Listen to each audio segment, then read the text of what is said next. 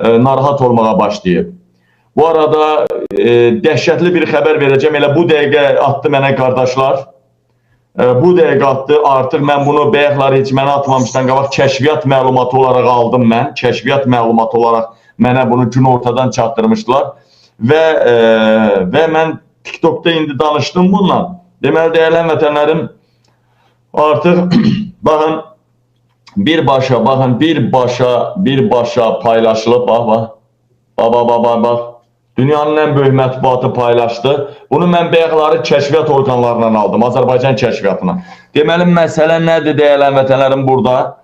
Trump bugün Rusiyaya xəbərdarlıq edib, qısa zamanda sülh masasına oturmasanız sanksiyalar və tariflər sizə də tətbiq ediləcək ən ağır sanksiyalar verəcəm sizə. Trump deyib Rusiyaya.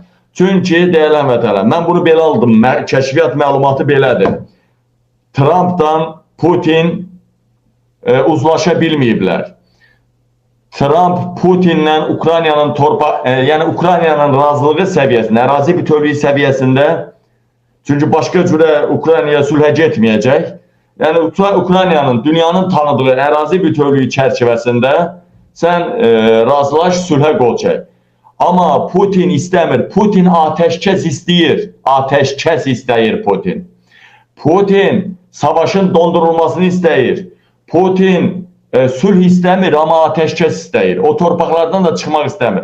Və Trump'dan aralarında çox böyük narazılıq yarandı dostlar, dəyərli həmvətənlər. Çox böyük narazılıq yarandı.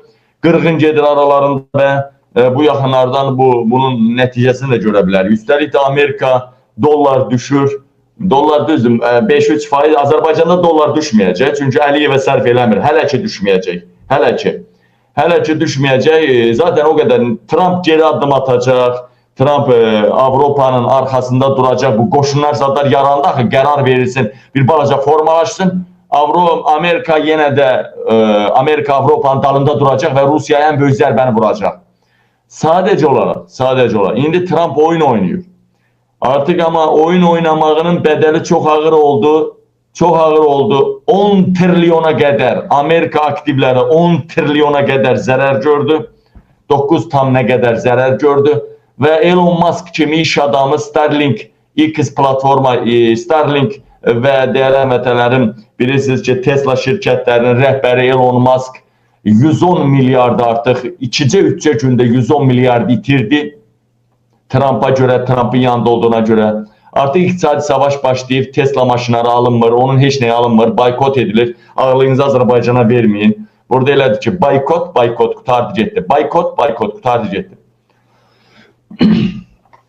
Deməli, dəyərli həmvətənlər, Gürcüstan bu arada çox dəhşətli, sizi sevindirən